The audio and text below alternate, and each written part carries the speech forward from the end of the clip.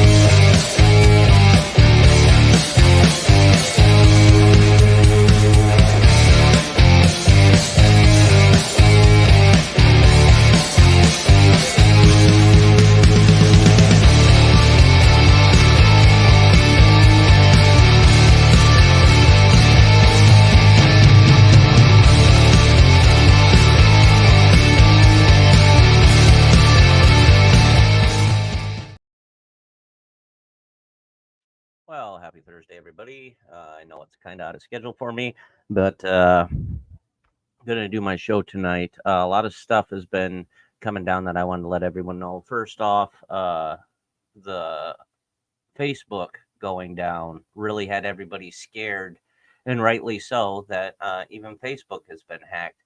You had to think everybody, uh, pretty much everybody sits there and documents their life on Facebook, from their kids to what they're doing. Um, Back in the day, they had Foursquare that was added to it, and then people were getting kidnapped and abducted, so they got rid of Foursquare, um, which is basically kind of like a check-in deal where you could say, "Hey, I'm here, just arrived," leave a review or whatnot, and that. But thankfully, it came back. It was a global issue. They did not get hacked. Apparently, they just lost the IP control of their servers, and therefore it went down. However, due to unforeseen circumstances, uh, our Common Denominator Facebook page is still there, but we only have partial control due to a partial hack that went on. We're not able to stream straight to there. So we had to then again set up a new Facebook page for the Common Denominator, and it is called the Common Denominator Network. And the reason being is, again, because we were hacked, and I wanted to go into that. So I made a post and I pinned it up there for everybody to see, that go and follow the new page. We had gotten hacked, put the link in there.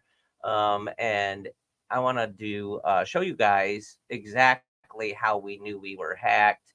At first, we just kind of typical behavior of a page that's been hacked and things like that. So it was more of an assumption, and then we pulled the trigger and go ahead, let's do a new page. And as soon as that post started getting comments, then the realization was indeed a fact.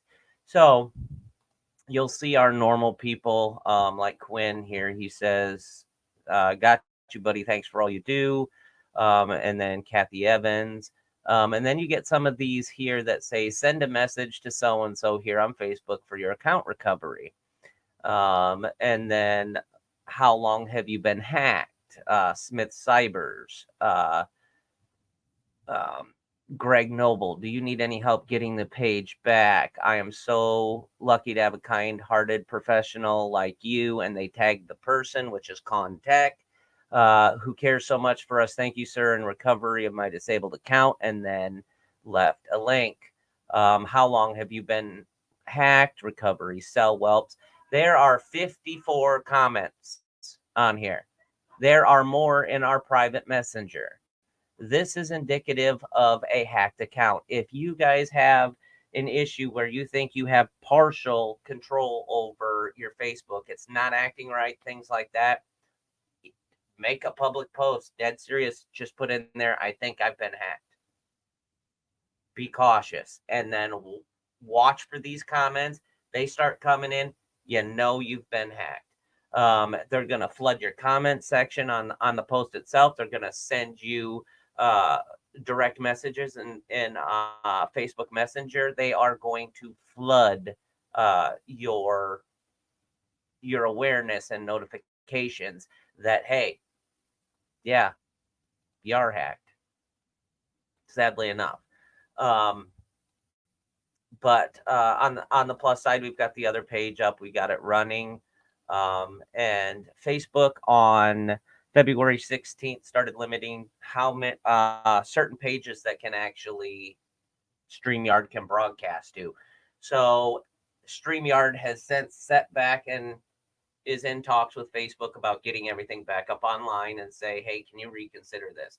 So for right now, we're just got what we got and working with what we can until that is situated.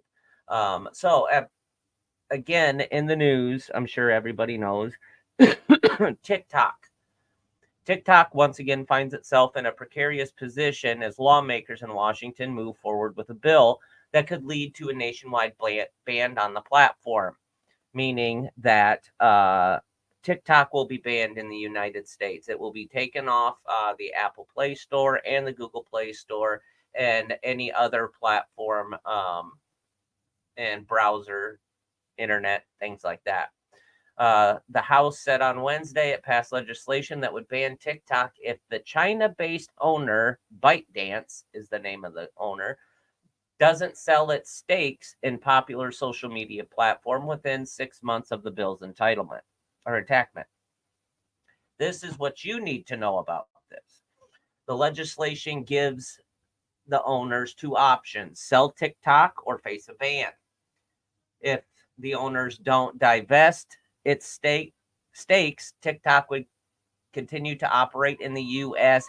if the president determines through an interagency process what the platform is and no longer being controlled by a foreign adversary. The bill would also require ByteDance to give up control of TikTok's well-known algorithm, which feeds users content based off their preferences. So it's called a For You page. And essentially what you do is if you like a video that someone's doing, and then you keep going through, the algorithm is starting to pick up on what your preferences are, what you like to watch, and they're going to start adding more and more. It's a very smart algorithm.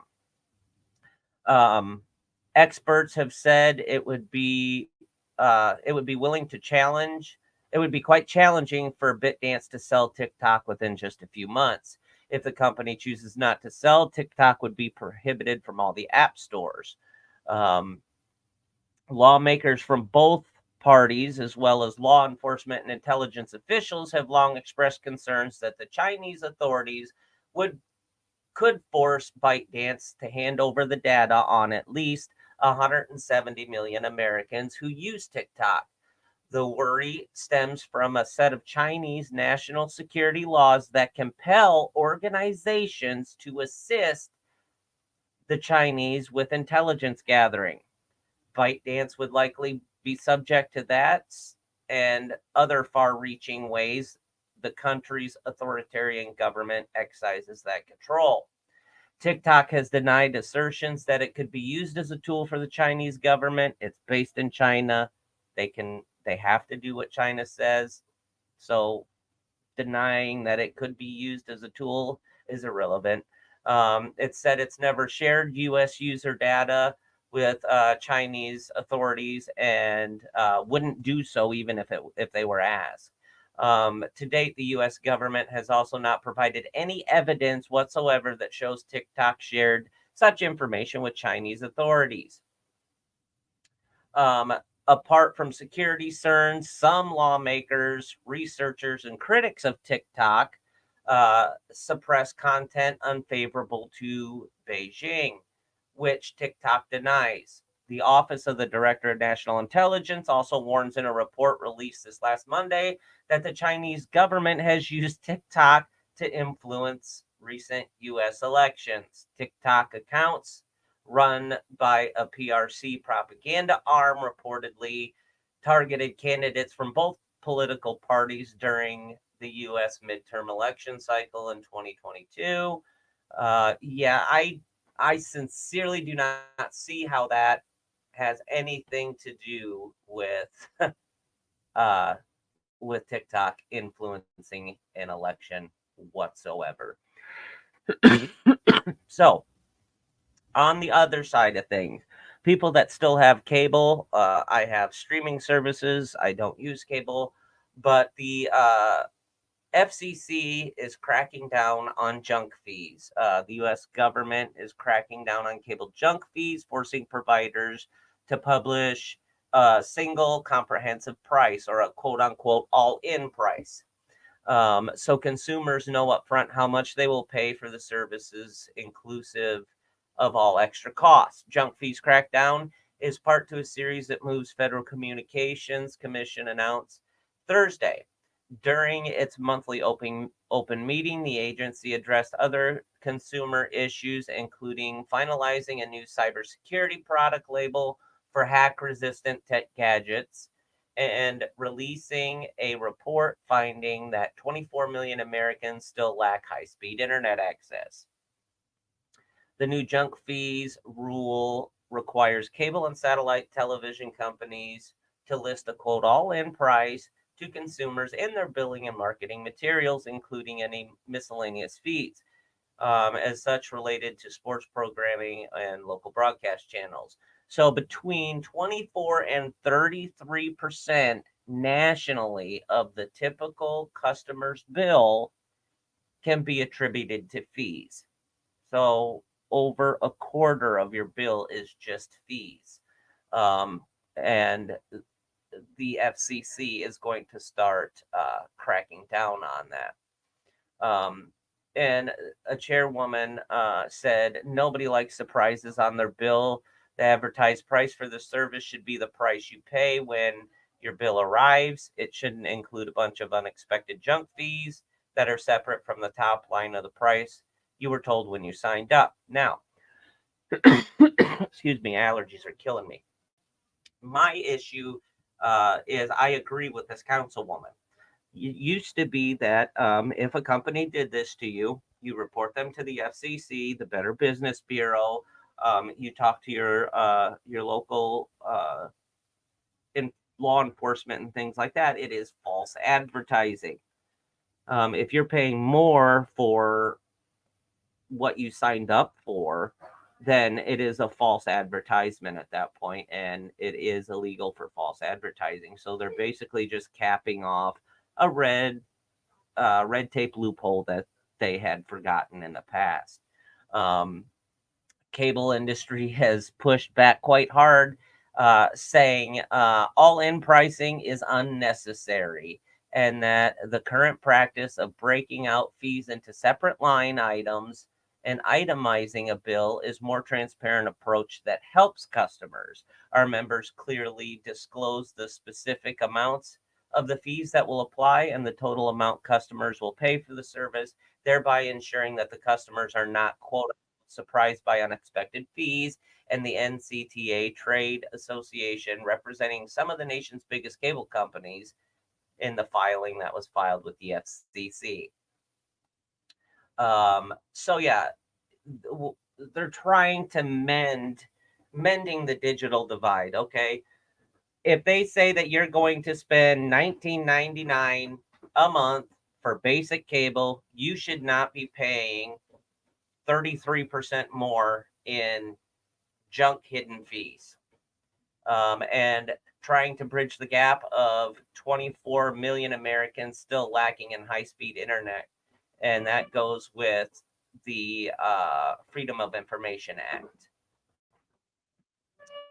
Something I really, really like is there is an app called Airbnb. It is a short-term vacation rental and things like that.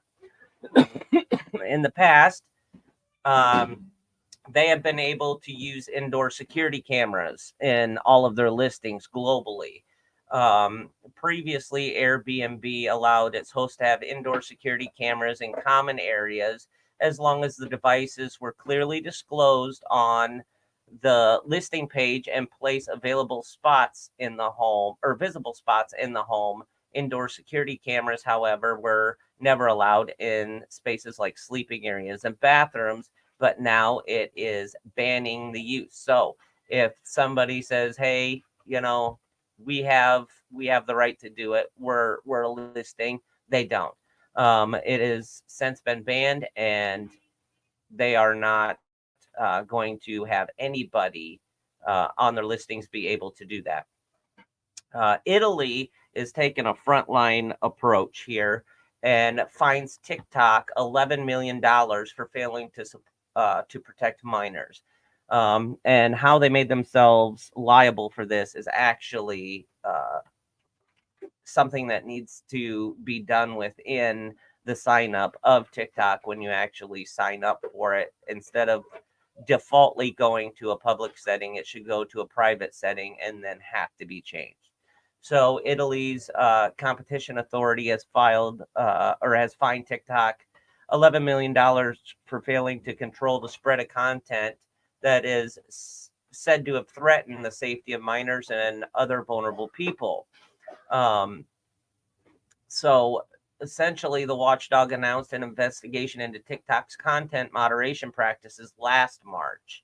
The statement said Thursday that the video sharing platform has not taken adequate measures to avoid the spread of harmful content, adding that its algorithms meant such content could be, quote unquote, systematically repurposed to other users. For example, a harmful content mentioned by Italy that is well known is the quote unquote French scar trend, which involved TikTok users pinching their own cheeks to the point it leaves a lasting bruise. Several children had to be taken to the hospital. A TikTok spokesperson told CNN that it disagreed with the decision.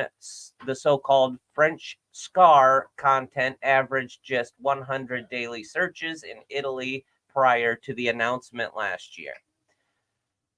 TikTok is on the chopping block. There is no doubt about that. An ex-Google engineer has been arrested for stealing AI technology secrets for China. The U.S. Department of Justice announced the indictment of a 38-year-old Chinese national and California resident for allegedly stealing proprietary information from Google while covertly working for two separate Chinese-based tech companies.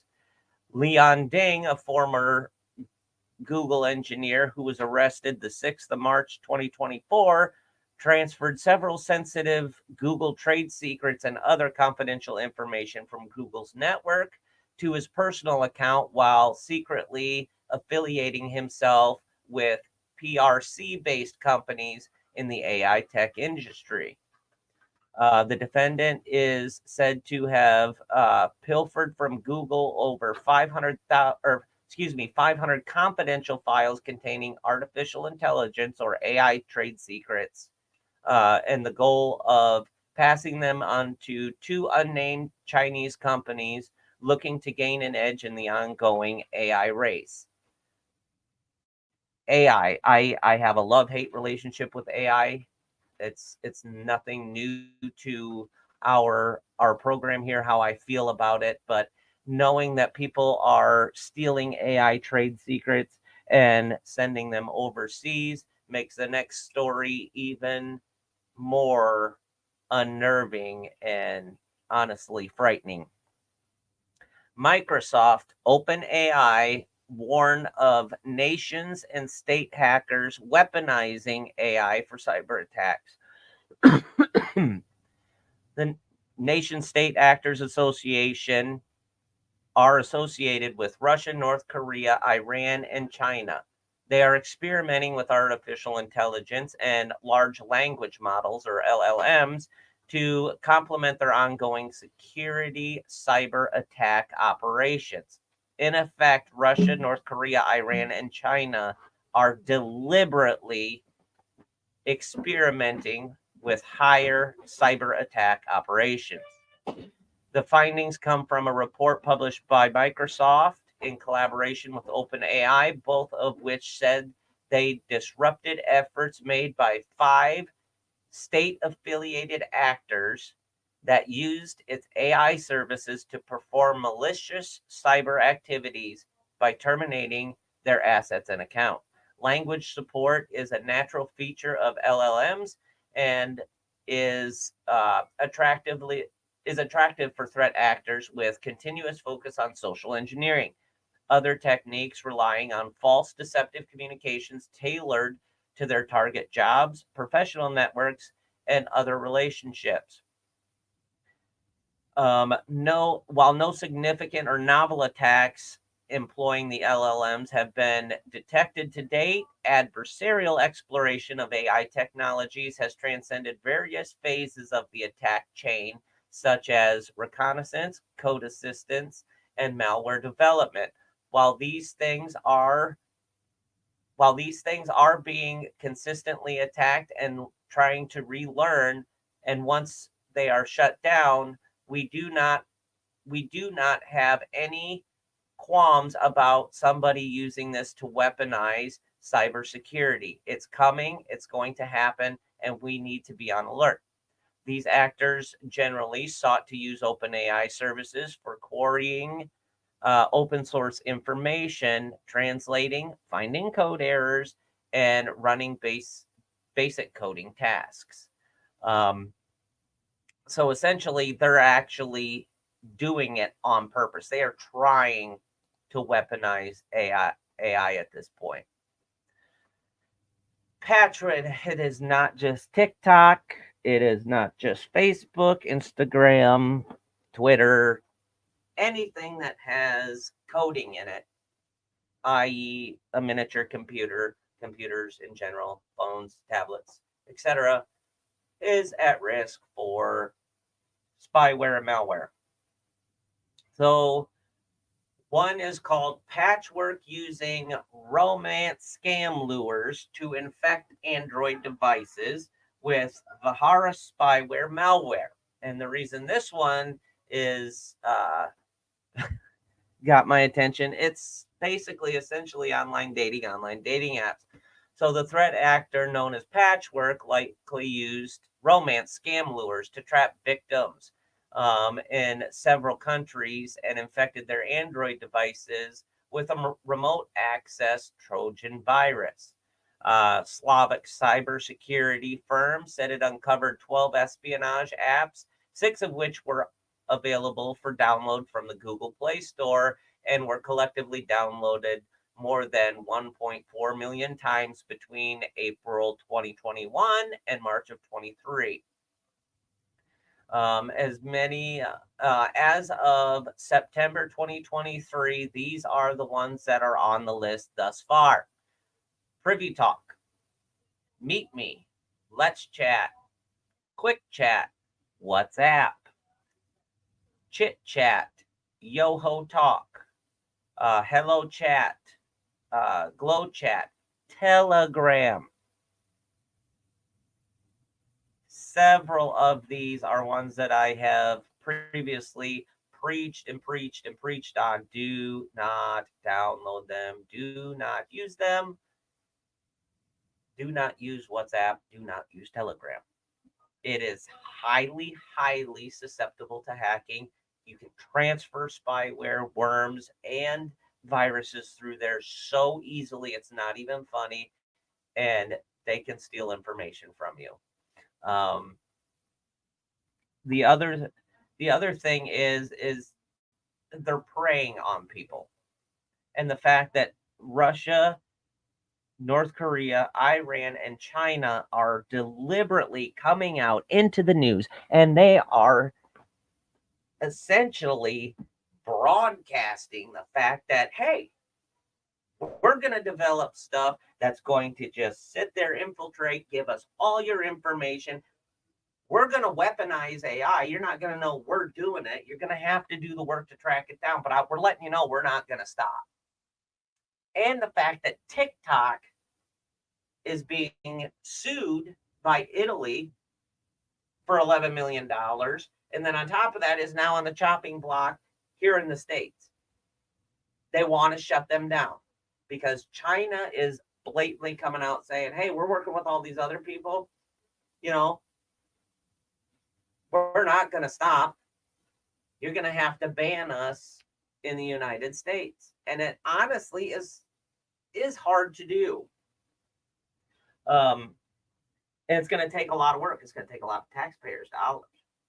Because if you think about it, they can ban it, but they have to turn around. They have to compensate Google and Apple because they're losing revenue off of it.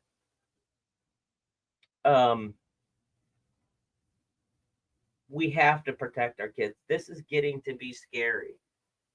We have Eastern companies sitting there and Western companies saying, we're not going to stop. We're going to get the information. Case in point, the guy that was working for 2 Chinese companies stealing the AI, 500 files. And there's nobody higher making more groundbreaking stuff than Microsoft and Google as far as AI. They are earth breaking this thing wide open. It's scary how fast it's blown up, how many people are just free willy. Oh, I'm going to go use OpenAI. I'm going to try and artificially do artificial intelligence and mimic myself. Why? Do you not understand? Yes, it's something new. It's something shiny, just like VR, virtual reality when it came out. Everybody was on it and wanted to experience it. It's no different than 3D TVs when they first came out. Yeah, you can sit in your own home, put on glasses, and watch a 3D movie. It's a fad, folks. And they're capitalizing that it's a fad just to turn around and collect all the information and data they can from the people that are subject of it on the backside, not realizing how many people that they put down a stressful, horrendous past because they're disrupting their lives, stealing their information, stealing God knows what, very sensitive information that they have on their computer, just by planting cyber threats within it. I absolutely loathe people that are hackers. Go out and get a real job. Go out, mow a lawn. Go out, clean up the neighbor lady that is a shut-in. Help her. What are you getting out of taking somebody else's information? Because the way things are, you're not going to be able to use that information. For the simple fact is, you're going to find out that, hey, they reported all this stuff. So now I'm sitting with useless information. You spent all that time, all that effort coding the virus, spreading it around just to get information that's probably going to get reported stolen for identity theft. You're not going to be able to use anything. And they're going to sit there and you have so many man hours, so much wasted talent stuck into a virus that's going to yield you maybe a couple $100 by the time it's all said and done. Why hurt people and stress out their life like that? Because I guarantee for every 100 hours that you have put in, you probably have 5 minutes worth of successful stuff. You can make 10, hell, 100,000 times more money going legit, stop hacking people's crap, and build something that's actually going to help the world instead of consistently turning around. And every day we hear about these cyber breach, cyber attacks, things like that. Oh, JP Morgan and Chase is down. Everybody rushing to check and see if their money is safe. Everything they worked for their entire life. While your prepubescent, nerdy, oh, dirty fingered hackers are probably sitting in a basement while your mom's upstairs cooking you dinner and creating something that's probably taken you 60 to 100 hours to produce, and you're maybe going to wind up with $100. That's less than minimum wage, dude. You want to live your life that way, that's fine. Go out and get a job. You obviously know how to create the code that's going to make it a cyber attack or a threat. How about you join a company that combats it and be rewarded for what you are doing in the terms of good money? Because there's honestly no point in going out and hurting people. I don't like it. I get calls and messages all the time, people saying, how do I do this? How do I fix this? How can I do this? And sometimes I'll be like, I'm going to have to get back to you. I got to do some research. I don't want to give you false information that's going to lead you down the line or anything like that. I want to make sure I research every option. I want to give you the best information possible because I don't want my misinformation or a quick thought off the head to lead you down the wrong path that's going to give you as the viewer the wrong information and turn around and open yourself up to a critical cyber uh, crime ring that takes everything from you. That's the basis of this show, is me bringing to you guys what you need to look out for, things you need to be skeptical of, and stuff like that. Another host of a very, very, very great friend on, and another person on this network, and I consider him my brother, Vincent, over at Constitutional Truths and Consequences, had when it had come down and we started getting all those messages and comments when I said we were hacked. I'm like, don't click those links. Please don't click those links. That's just going to open it up more. At that point, the gunshot wound is already there as far as the network is concerned. And if you keep opening up those links and talking to these people, every time you do it, pours more salt and rubbing alcohol deep in that wound. And the only thing it's going to do is tick it off, make it bad, make it hurt, infect it, and make it 10 times worse. And I don't know how many people remember this, but the one that was notorious that got shut down years ago was called LimeWire. And you can get on LimeWire, you can download all these songs, and you build your playlist. You can burn your own CDs at home and in the computer, and you didn't have to go and spend $30-$40 for a big CD pack that had every song that you wanted, because you might have to buy 10 or 12 CDs just to get the playlist that you want. LimeWire made it easy. They let people put everything up there in a BitTorrent. So a BitTorrent is I share something with you, you share it with somebody else, and it's all web connected. It's all connected by a big web. Well, problem is, okay, whoever you were downloading it from, if it took longer, you knew you were downloading it from just a couple people. It was taking bits from everybody's computer and putting it all together so you could download it later. If it downloaded fast, you were pulling from several computers down into your download. Then you had to take the zip file or the WinRAR file, go in, convert it down, re-download it, and then it'd come out in audio form. So it'd be an MP3. So like say Johnny Cash, I wanted to download Folsom Prison Blues.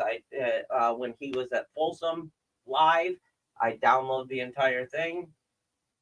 Goes in a zip file. I'd have to unzip that file, move it over to the unzip, download it, convert everything over, and then put it in its own audio file. Problem with that was if somebody else's computer was infected, guess what went with that little bit of that file that you were pulling from everybody else? Kind of like mono in college. You don't go around kissing a bunch of fish and expect not to find a hook. You just pull little parts here and there, and a lot of people, systems crash. And back then, computers were not cheap. Not cheap. I knew a guy that had external hard drive. Downloaded something or clicked on something on Facebook or whatever, completely shut it down, wiped it. I could hear it ticking, but it shouldn't have made no noise whatsoever, but I could hear a distinct tick, which is like a pea gravel pinging off a glass window, basically. I'm like, it's fried. There's nothing you can do. And he's like, well, I'm going to go and talk to the computer repair guy downtown. Computer repair guy says, yeah, I don't have the technology to do it, but I can send it to this person. You want me to give them a call? I can tell you how much it's going to be. And he's like, yeah, go ahead. Well, at this point, an external hard drive is only going to cost you like 40, 50 bucks, right? He would have to send it to this company. This company wanted $5,000 up front just to fix the hard drive. Not worth it. And they know it's not worth it, but the people that really want the stuff that's on that drive, a lot of people will pay it. And they've set the market of product in demand. And it's scary. It's just another way people are taking advantage. You can't tell me that person's never had something go down and crash on them. I felt so bad when Vince lost his computer, because I am a hands-on person. So if he asked me something as far as, okay, where do I find this? Where do I find that? How do I get to that setting? I'm like, I can Google it and I'll find out, and then I'll send you the step-by-step instructions.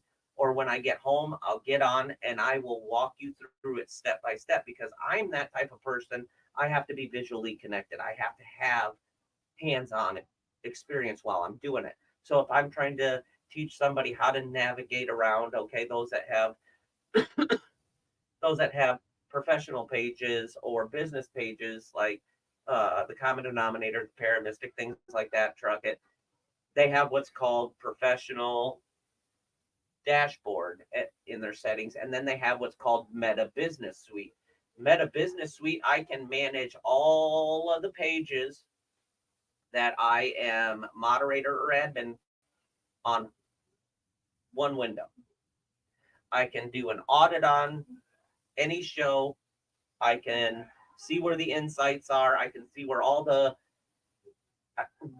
where we need to work, where we need to grow. And then I go back to the guys and I say, hey, I think we should do this. It's going to bring more people in. I think we need to do this. We hadn't told a lot of people, but like if we had a cancellation, we would run a pre-recorded broadcast. That way we don't have dead air. It may be a pre-recorded show, but maybe you didn't get to hear everything. Maybe you had to run into the kitchen and you missed something that you now heard, and now you have an opinion about it. Then our host can go back later and they can read the comments because it's a fresh set of comments. So we steered away from the dead air portion. We're looking at doing a show where all of us come together, those that want to come on as far as hosts, and do a show called Trainwreck. Absolutely no basis, no genre, anything like that. Pretty much just a sit around and uh, we all just shoot the shit, basically, and then talk about current events or things like that, or be comical, um, and talk about stuff that's actually going on. And I think that's a vital thing because during the uh, during the Rona, everybody was shut in. This was a very good platform to be able to have that pseudo human connection. Um, you could see, you could hear, you couldn't touch. Yeah, okay. And a lot of people became more homebodies after that. It's so this became an outlet for a lot of people. And then podcasting actually took off hugely in the last 4 to 5 years. Main part right around the shutdown because couldn't go nowhere, had to stay home. And now there are people sitting there threatening that they're going to use stuff like cyber combatant and weaponizing it with AI technology behind it. What does AI do? It learns, adapts, overcomes, and tries again. It will not make the same mistake twice.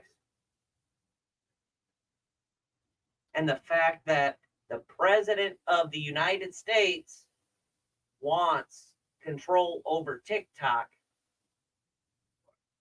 bothers me. The government sincerely is overstepping bounds. Putting regulations on nobody under the age of 18. Totally, wholeheartedly agree with. Absolutely. Same thing for Facebook, YouTube. Get rid of YouTube Kids altogether because they figured out a way around that too. It's a scary world we live in. And I'm sorry, I'm going to be 40 this year. And I tell you what, even 20, 25 years ago, didn't even fathom I'd be sitting in this seat talking about this stuff, that it would get this bad. But when they sat there and the government put its fingers into it during the Clinton administration, and they had to put in checks and balances because the internet blew up so fast that the government knew that they could not control it. It metastasized like chemical warfare. Once it's in the air and the wind's blowing, it spreads out and that's it. There was no stopping it. And there still is no stopping it. So they had to come up with mandates for checks and balances. And one of them was you need to have a computer analyzing, watching, and try and find out everything that people are saying and find out if it's going right or what they're doing or things like that. What websites are they seeing? It's called an algorithm. Who is vice president? Al Gore. Algorithm. He's the one that pushed to have it done. They have to have their fingers in every pie. And now they're trying to say, oh, China influenced the election by flooding it with TikTok. No. You want to know why? social media, coverage on TV, campaigning, debates, town hall meetings is how you get an election won now. Use your platforms. If it shows up on my For You page, think of how many other people have seen Trump 2024. Free speech, free advertising. Doesn't cost the campaign no money to put it on TikTok, Twitter, Reels on Facebook. Why not capitalize and utilize that option? It is insane that they will spend $300 million to run a campaign, but will refuse to fix the border control problem, will refuse to take care of veterans, refuse to sit there, give it to charity, and feed people. There is no reason why a 70-year-old elderly woman living on her own on Social Security pays her bills, has enough left over to pay for her medicine that keeps her alive so she can be loved and enjoyed by her family and vice versa, just to turn around and only be able to get $16 worth of food assistance, even though she paid her taxes ever since she started working, has to live off popcorn, and sometimes has to live off cat food. I've seen it. I was an EMT and firefighter. Adapt, overcome, and survive. There is no reason that should be happening. Same thing with these mega churches. I agree with Quinn on what's really going on in America. Need to be held responsible. It's okay to have a multi-billion-dollar building that be called a church that's tax exempt. Pay the preacher multitudes of millions of dollars every year. They can have planes. But what if they were humble and just broadcast it out in the middle of a park somewhere? Cut everything off, cleaned out the bank account, and distributed it to the very needy. Do they realize what kind of impact that could have on people? Just one random act of kindness. I charge everybody. You see a veteran, shake their hand. Tell them thank you for their service. I tell you right now, I know they're going to say one of two things. They're going to say, you're welcome, or don't worry about it.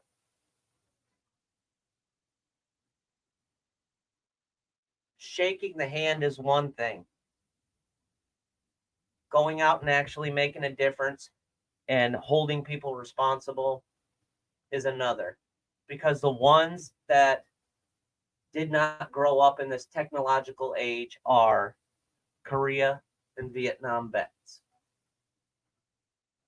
They are the most at risk for scams. Hell, they do it to your cell phone. They'll text you, and then you'll get this link at the bottom that makes absolutely no sense. You know how many people click on those? You got a banking app on your phone? Does it make you log in, or do you have your login saved so you don't have to put the password in every time? Do you use Google Pay? Do you just take your phone up there, put it on the credit card reader, and go along your merry way? For every ease of use, there's a higher security issue behind it. Think about that.